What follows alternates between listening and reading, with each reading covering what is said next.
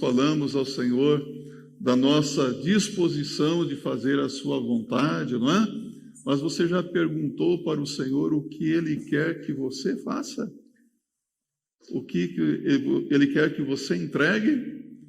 Que nós possamos manter isso na nossa mente no decorrer deste culto, da mensagem que vamos ouvir. Aproveitando que todos que estão no templo aqui estão em pé, abra sua Bíblia em Jeremias, capítulo 10, versos de 1 a 16.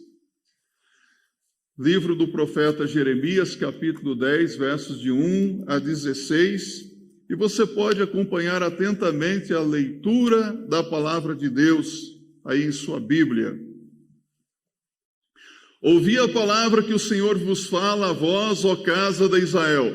Assim diz o Senhor: não aprendais o caminho dos gentios, nem vos espanteis dos sinais dos céus, porque com eles se atemorizam as nações. Porque os costumes dos povos são vaidade, pois corta-se do bosque um madeiro, obra das mãos do artífice, feita com machado. Com prata e com ouro o enfeitam, com pregos e com martelos o firmam, para que não se mova.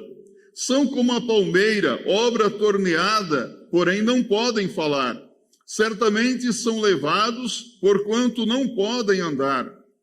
Não tenhais receio deles, pois não podem fazer mal, nem tampouco têm poder de fazer bem. Ninguém há semelhante a ti, ó Senhor. Tu és grande, e grande é o teu nome em poder.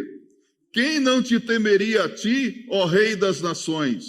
Pois isto só a ti pertence, porquanto entre todos os sábios das nações e em todo o seu reino, ninguém há semelhante a ti. Mas eles todos se embruteceram e tornaram-se loucos. Ensino de vaidade é o madeiro. Trazem prata batida de Tarsis e ouro de Ufaz, trabalho do artífice e das mãos do fundidor. Fazem suas roupas de azul e púrpura, obra de peritos são todos eles. Mas o Senhor Deus é a verdade, Ele mesmo é o Deus vivo e o Rei eterno. Ao seu furor treme a terra, e as nações não podem suportar a sua indignação.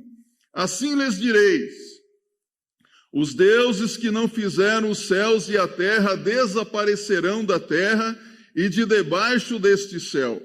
Ele fez a terra com o seu poder, ele estabeleceu o mundo com a sua sabedoria e com a sua inteligência estendeu os céus. Fazendo ele soar a sua voz, logo há rumor de águas no céu e faz subir os vapores da extremidade da terra. Faz os relâmpagos para a chuva, e dos seus tesouros faz sair o vento. Todo homem é embrutecido no seu conhecimento. Envergonha-se todo o fundidor da sua imagem de escultura, porque sua imagem fundida é mentira, e nelas não há espírito. Vaidades são, obra de enganos. No tempo da sua visitação virão a perecer. Não é semelhante a eles aquele que é a porção de Jacó, porque ele é o que formou tudo, e Israel é a vara da sua herança, Senhor dos exércitos é o seu nome. Amém? Pode se assentar, que Deus fale conosco através da sua palavra lida neste momento. Fé e superstição. Você é uma pessoa de fé? Ou é uma pessoa supersticiosa? É bom sempre definir os termos, o que é fé, o que é superstição, não é verdade? O que é fé? Fé é um sentimento, mas muito mais do que um sentimento apenas. Através da fé nós agradamos a Deus e trazemos a realidade do reino de Deus para a nossa vida. Deus se agrada de nós e nós nos achegamos a Deus pela fé, com confiança nos méritos de nosso Senhor e Salvador Jesus Cristo. É interessante que, ao longo do tempo, nós aprendemos, através da nossa cultura, como fazer promessas, como fazer penitências.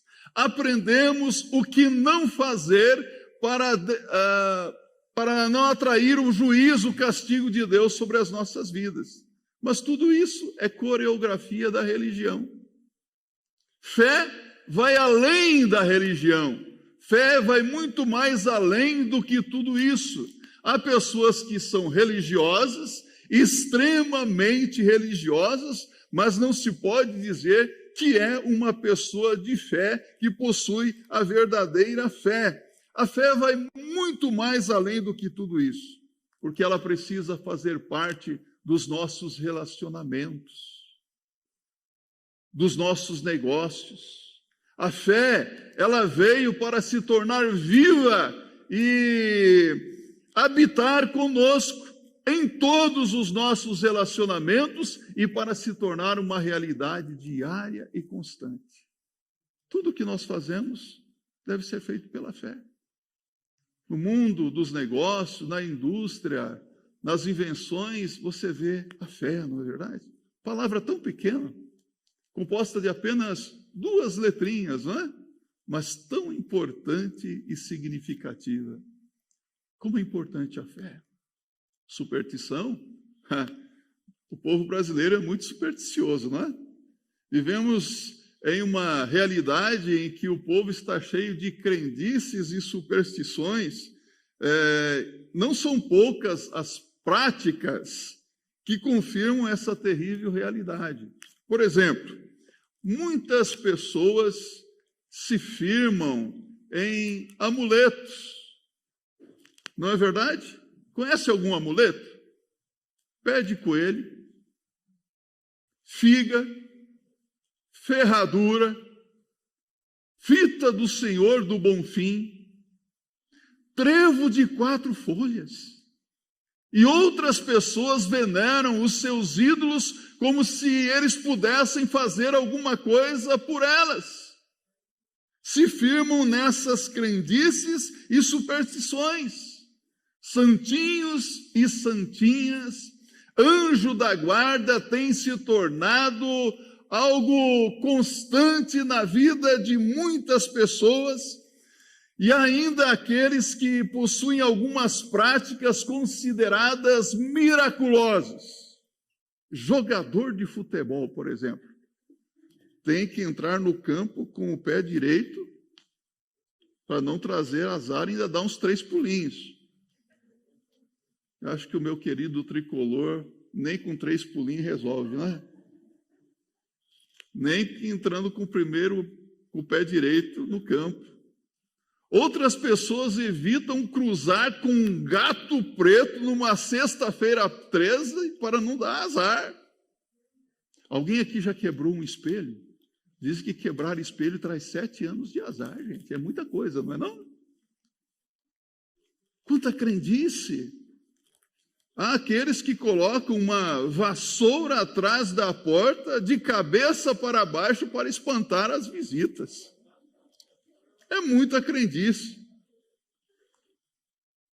Isto sem mencionar aquelas pessoas que consultam os adivinhos, os astrólogos, os numerólogos, que fazem o seu mapa astral, para que todas as coisas possam convergir, para que tenha êxito na vida.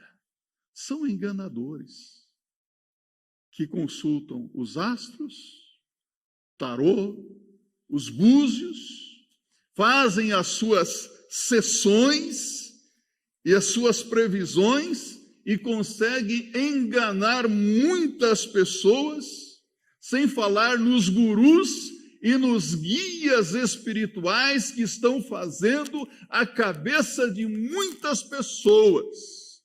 Eu não posso sair de casa sem observar o meu horóscopo. Qual é o seu signo mesmo? Peixe, Áries, Leão. Quanta crendice. Você tem algum guru espiritual? Há pessoas que pensam que pastor é guru, não é? Pastor, estou querendo tomar uma decisão importante na minha vida. O que o senhor acha disso? Já consultou a palavra de Deus? Já ouviu a voz do Espírito Santo de Deus? Porque pastor não é nenhum guia espiritual de ninguém. Há pessoas que confundem as coisas, não confunda a fé com crendice. Às vezes nós acabamos fazendo o que o mundo está fazendo. Eu vou consultar aquela profetisa, aquele profeta, para que tenha uma palavra de revelação para a minha vida. Deixa eu dizer uma coisa para você. Se você tem alguns problemas, Deus vai tratar com os seus problemas. Deus não vai revelar os seus problemas para uma outra pessoa. Deus vai falar com você através da palavra dele, através do Espírito Santo de Deus, para que você acerte a sua vida, seguindo as orientações da palavra de Deus. Muitos aceitam essas práticas como se fossem sinais de fé, confundindo crendices e superstições com a verdadeira fé em Deus. E, infelizmente, não vou dizer os evangélicos, mas nos arraiais evangélicos, nós vemos bispos, apóstolos, pastores, obreiros, que estão aí barateando o evangelho de Jesus Cristo, comercializando objetos, estimulando as crendices, as superstições do povo, dizendo que aquele objeto recebeu um tratamento especial e, portanto, pode trazer bênção para a vida da pessoa. Já ouviu isso? Sal grosso sagrado, água benta, água fluidificada, água ungida, óleo bento, óleo ungido, sabonete ungido, desinfetante ungido. Espanta todo o mal do corpo, da casa. São tantas coisas impressionantes. Bala ungida. É preciso que fique bem claro que há diferenças entre fé e crendices. Precisamos compreender isso. Precisamos observar, primeiramente, que fé não depende de artifícios. As pessoas supersticiosas sempre dependerão de artifícios e estarão sempre adorando um objeto sagrado ou um ídolo sendo venerado, porque elas precisam ver alguma coisa para crer. Em cada época, elas se firmam em alguma crendice diferente.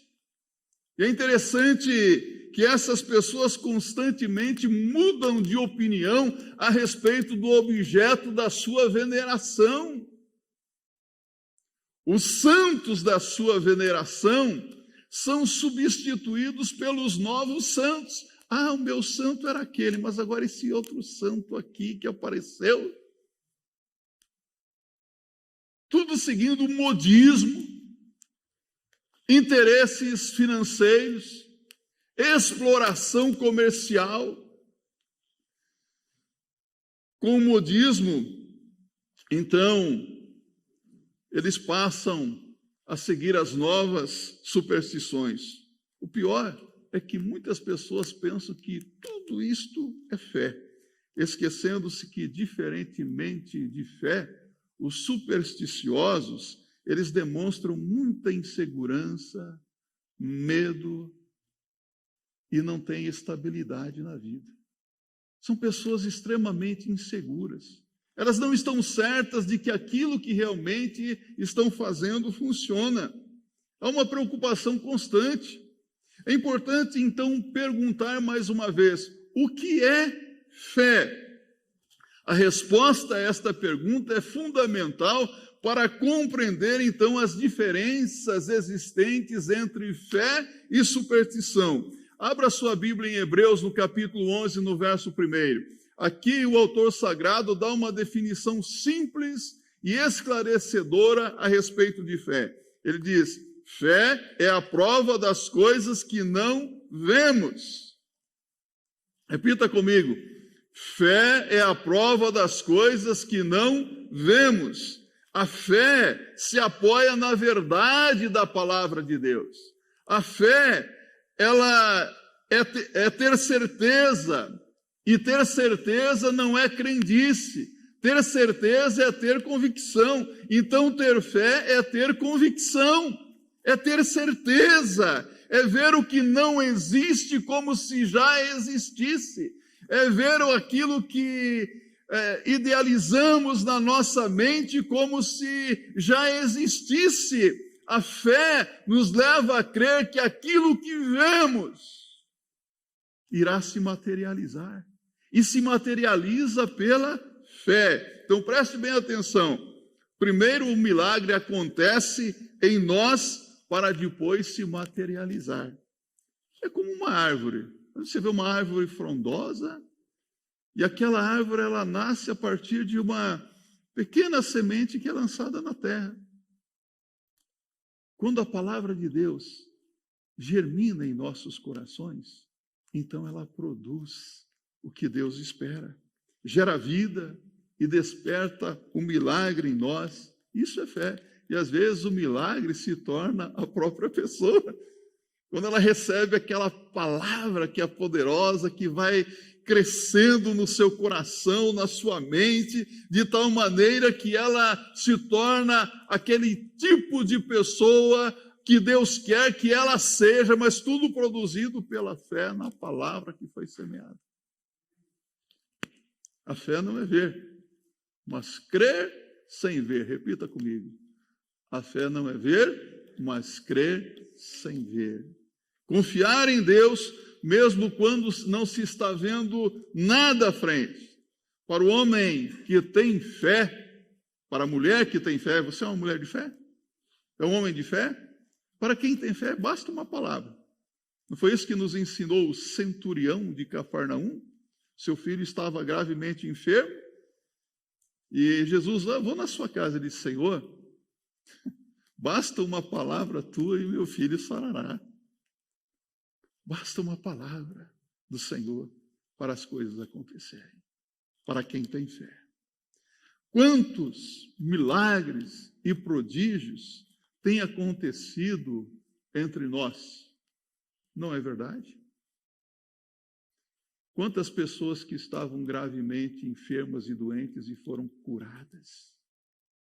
Quantas pessoas que estavam desempregadas e hoje estão empregados? Quantas pessoas que passaram por momentos tão difíceis na vida e dizem, olha, Deus me abençoou e hoje a minha vida está bem melhor.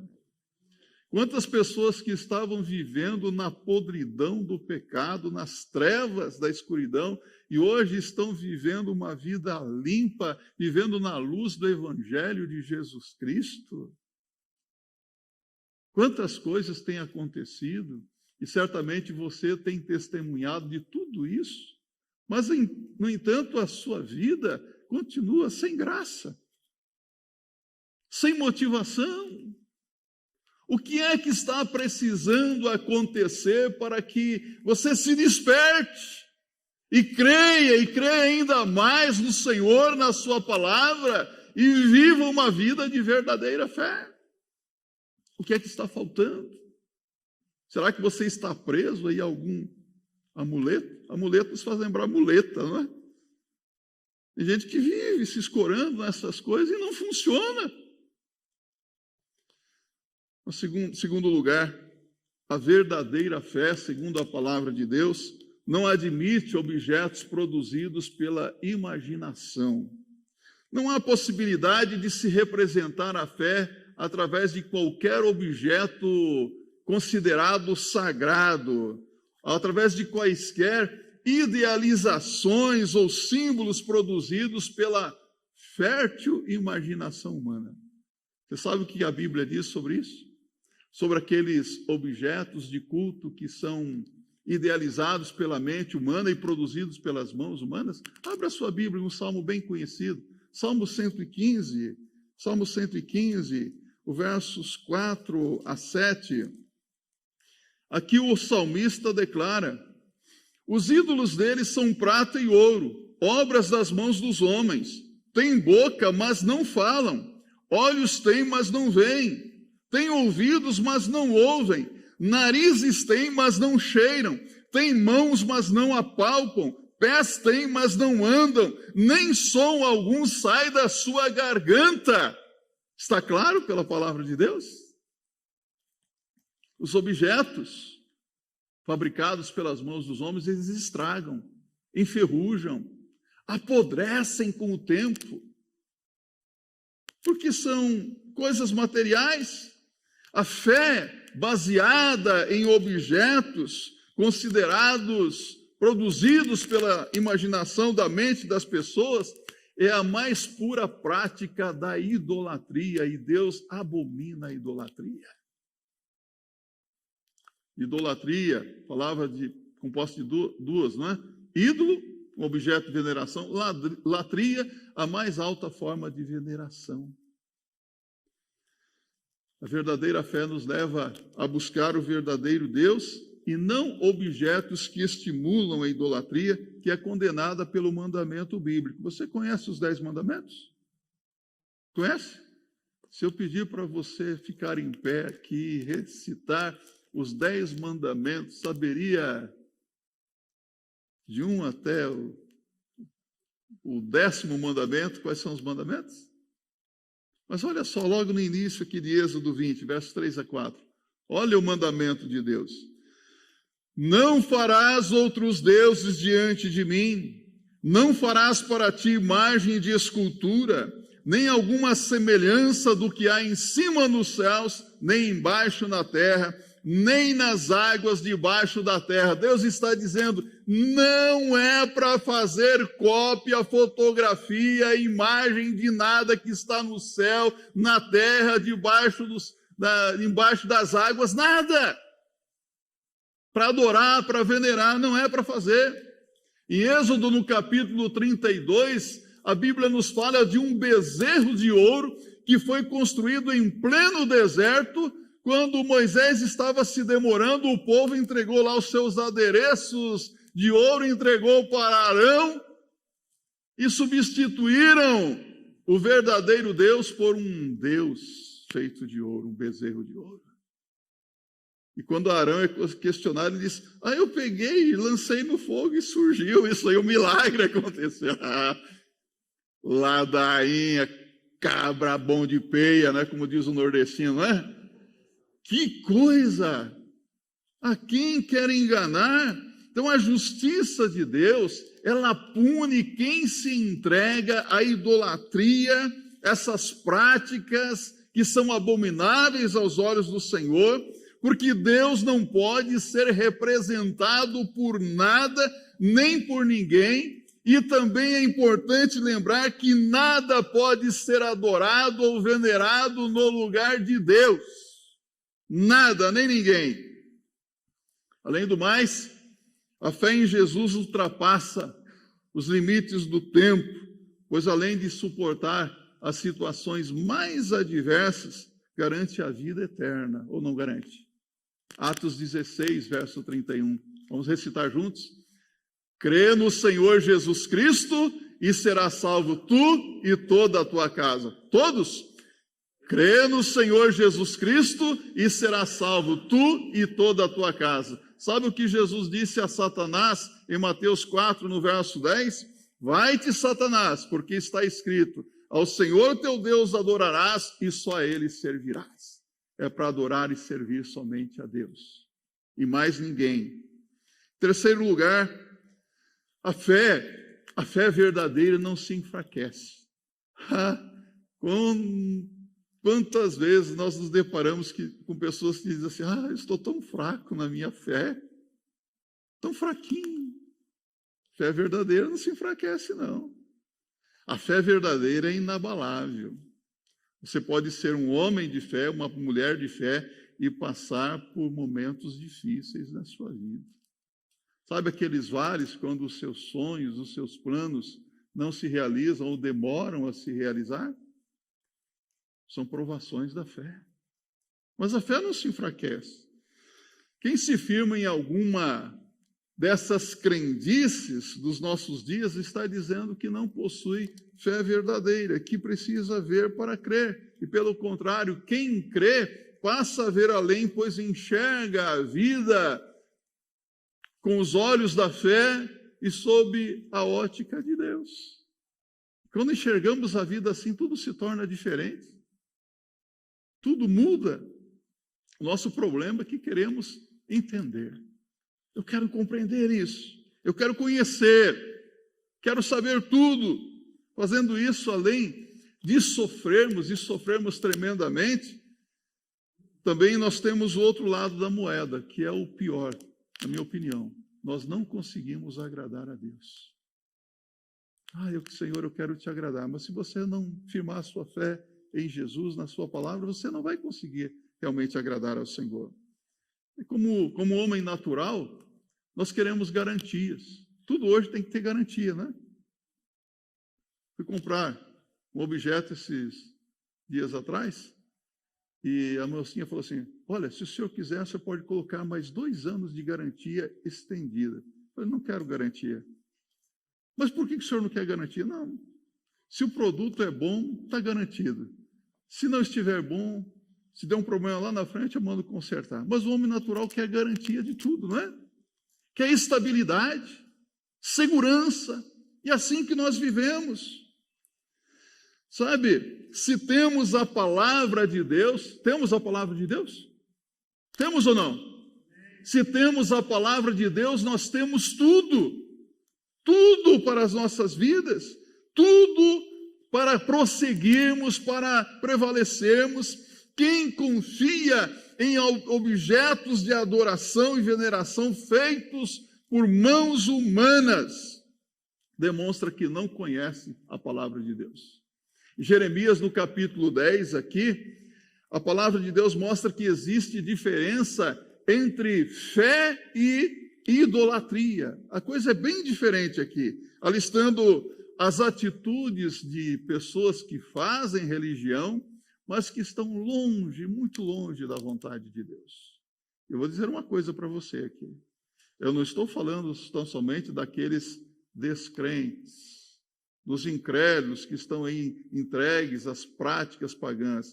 Pode ser que até mesmo dentro das nossas igrejas evangélicas, dentro dessa igreja, nós tenhamos pessoas que dizem que têm fé, mas são pessoas que se tornaram religiosas apenas, mas estão vivendo longe de Deus, em outras práticas tais que não agradam a Deus, que não demonstram a fé que professa ter em Jesus Cristo.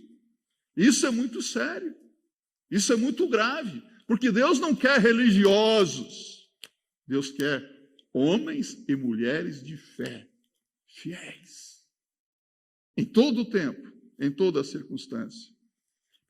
Assim como foi no passado, Satanás, o inimigo das nossas almas, ele continua enganando, ludibriando as pessoas, cegando as pessoas. Aliás, Paulo diz em 2 Coríntios, capítulo 4, verso 4, que o Deus desse século, o diabo, cegou o entendimento dos descrentes para que não lhes resplandeça a luz do Evangelho de Cristo. Ou seja, ele cega o entendimento das pessoas, coloca uma cortina de fumaça diante delas, para que elas não creiam em Jesus e se convertam e mudem de vida. Aí, nesse caso, sabe o que é preciso fazer? Orar. Senhor, tira essa cegueira, tira essa venda dos olhos da pessoa, tira essa cortina de fumaça que o inimigo colocou para que essa pessoa enxergue pela fé, veja as coisas do ponto de vista de Deus e seja liberto e tenha uma vida segura, uma vida de acordo com a vontade do Senhor. A palavra de Deus diz que quem confia no Senhor também aprende a descansar no Senhor. Abra aí a sua Bíblia, Salmo 37, versos 3 a 7. Salmo 37, versos 3 a 7. O salmista declara e exorta: confia no Senhor e faze o bem, habitarás na terra e verdadeiramente serás alimentado. Deleita-te também no Senhor e te concederá os desejos do teu coração. Entrega o teu caminho ao Senhor, confia nele e ele o fará. E ele fará sobressair a tua justiça como a luz e o teu juízo como o meio-dia. Descansa no Senhor e espera nele. Não te indignes por causa daquele que prospera em seu caminho, por causa do homem que executa astutos intentos. Compreendeu o que a palavra de Deus diz? Então Deus quer quebrar as barreiras do natural, da religião. Deus quer fazer um reboliço e nos levar a viver por fé, crendo e avançando para o melhor de Deus em nossas vidas. Porque você pode achar que isso é melhor para a sua vida, mas Deus tem coisas melhores para você. Sabe por que o inimigo cega, procura desviar a pessoa da verdadeira fé? Porque Jesus diz em João capítulo 10, verso 10, o diabo veio para matar, roubar e destruir. Ele quer matar, quer roubar, quer destruir a sua vida. Mas as coisas que Deus tem preparado para aqueles que o amam, são imagináveis, inimagináveis. Grandes coisas tem o Senhor. Mas essa fé verdadeira, inabalável, ela se desenvolve no meio das lutas, no meio das aflições, nos vales. Às vezes nós queremos estar lá no topo da montanha, né? Observando tudo. Nossa, eu cheguei até aqui, mas é no vale. Quando os nossos planos, os nossos sonhos, eles não se realizam, é aí que essa fé vai se desenvolvendo. É Deus trabalhando em nossa vida. O Senhor nos aponta para o desenvolvimento dessa fé um caminho difícil. Caminho de lutas, de perdas, com lágrimas. Não é um caminho fácil, não. Jesus disse que o caminho é apertado, né? O caminho é difícil de ser seguido. Não é para qualquer um, não. Mas a fé vai sendo aperfeiçoada. Então nós oramos e falamos para Deus, Deus, eu quero seguir o teu caminho. Ah, Senhor, eu quero fazer aquilo que tu queres. Quanta gente boa, né? Quantos jovens falam, eu estou disposta a fazer a vontade de Deus. Você precisa ter coragem de perguntar para Deus, o que é que Deus quer que você faça? Ele vai responder. Pode ser que você esteja aqui nesta manhã, ou você esteja acompanhando esta mensagem na sua casa, e achando que está tudo bem, tudo maravilhoso na sua vida. Eu sou religioso, eu tenho fé. O que é que Deus quer que você faça? Qual é a pessoa que Deus quer que você seja? O que é que você precisa abandonar, largar, para demonstrar a fé que você realmente tem no Senhor? Queremos fé, mas não queremos ser provados. Aí está o ponto. A nossa fé precisa ser baseada em Deus e não em coisas. Esta fé precisa ter a motivação certa, que é Deus. Pessoas prósperas e de sucesso. Hoje em dia, todo mundo quer prosperar, não é? Eu quero prosperidade na minha vida. Eu quero sucesso. Pessoas prósperas e do sucesso são aquelas que fazem o que a maioria das pessoas não querem fazer. São aquelas pessoas que abrem mão da sua vontade. São pessoas que assumiram um compromisso de vida. Pode observar isso. Eu tenho um compromisso. Como é difícil esse negócio de assumir compromisso, não é? Vou citar um exemplo simples aqui. Algumas pessoas olham para mim, pastor, e aí a academia, quando é que vai começar?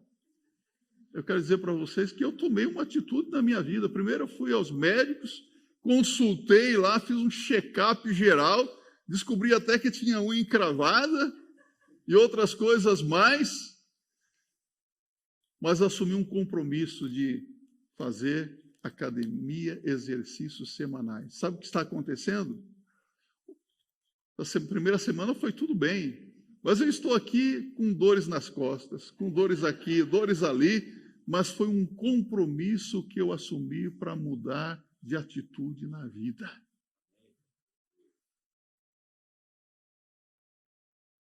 Compromisso.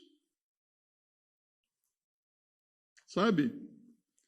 Deus conhece a disposição de um coração decidido, comprometido, que não vive por sentimento, mas por compromisso. Deus conhece isso. Se você abrir o seu coração diante de Deus e falar assim, Senhor, eu estou decidido a fazer isso, e eu assumo esse compromisso, você pode ter certeza que Deus vai observar isso, e Deus vai honrar você. Então, nós não podemos simplesmente desistir, mas insistir, persistir, perseverar.